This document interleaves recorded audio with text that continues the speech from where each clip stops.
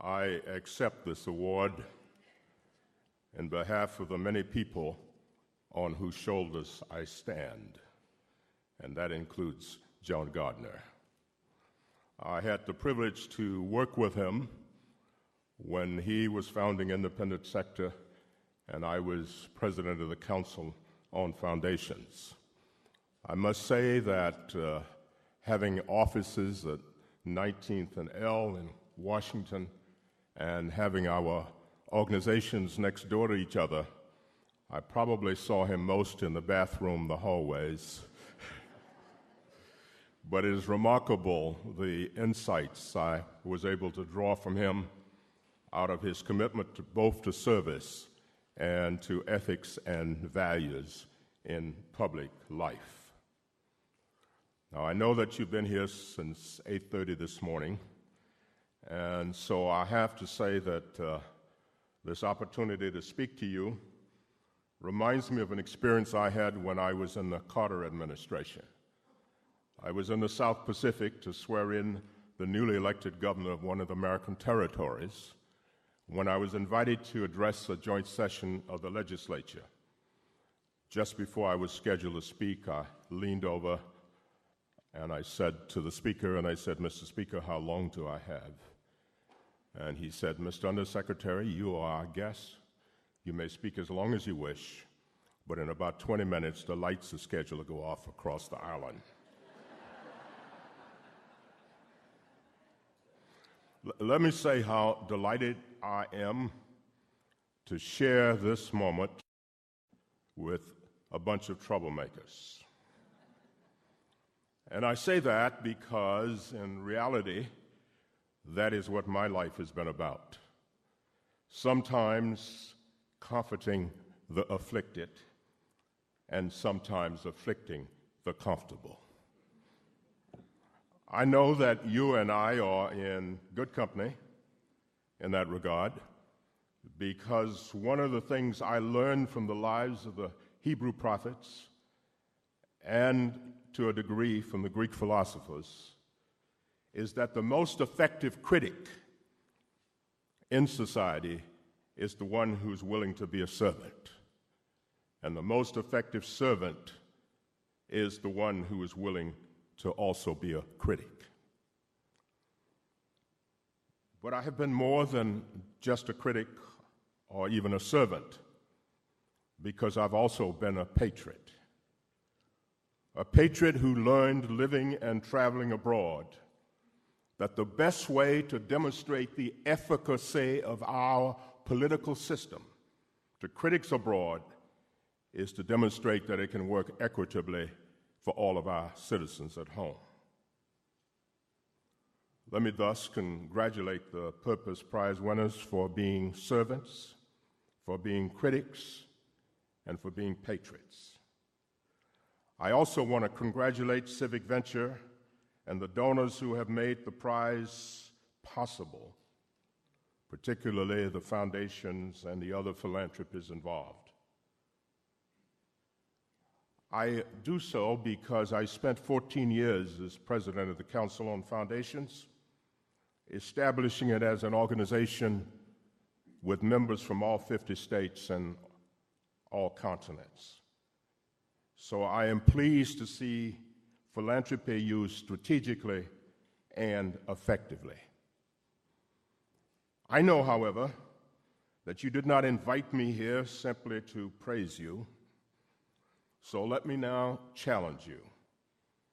Challenge you to think not just about service, but about leadership in the second half of life.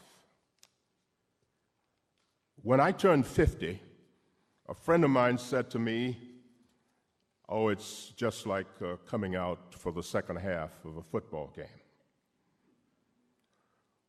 With everyone now seriously convinced that 60 is the new 50, this is an appropriate occasion and an especially good time to talk about leadership in the second half of life.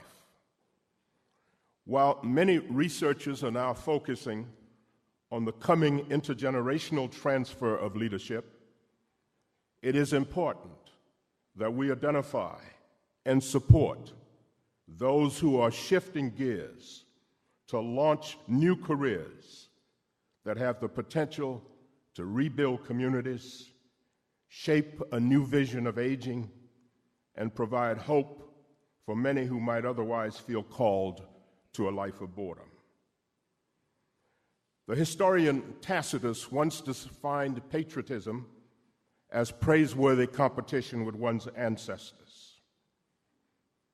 I recall that definition of civic virtue today because it reminds us that each generation, whether under 30 or over 60, has an opportunity, indeed an obligation, to contribute something as significant, as meaningful, and even as extraordinary as those who preceded them.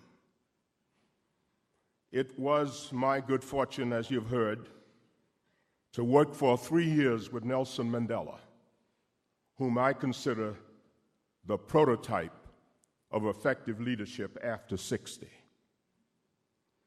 So I was not surprised when some of my friends in South Africa, where my wife and I live part of each year, called us and said that last November 4th was a Mandela moment in the United States.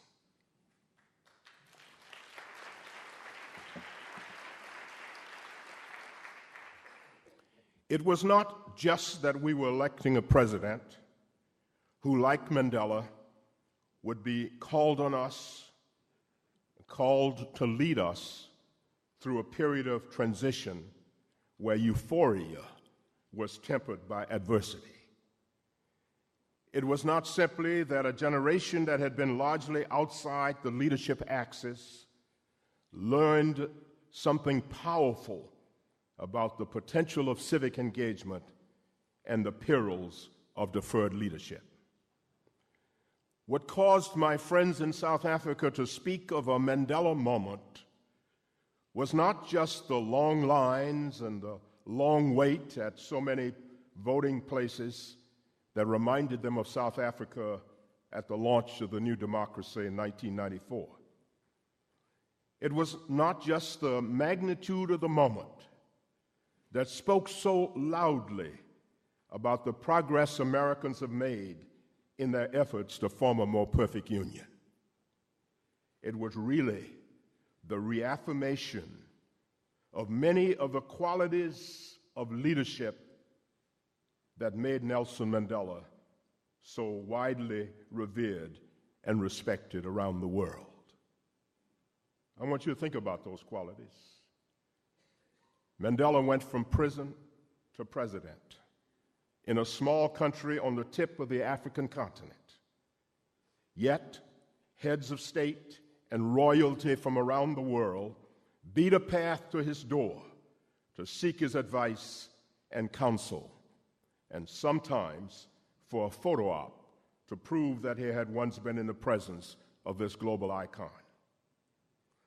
President Clinton said of him that when he enters a room, we all feel a little bigger, we all feel a little better, because on our best days, we all want to be like him. Now, when you think about this man who traveled the long journey that led him to become president of his country, we have to remember that Nelson Mandela was in prison while the internet was being developed. He was in prison while we were learning the many uses of the cell phone. He was in prison while we were becoming dependent on new technologies. And he was in prison while the world economy was becoming more and more interdependent. But he came out of prison, took over the leadership of his party and his country without missing a beat, because for him, leadership was a way of being rather than simply a defined set of skills or a particular set of experiences.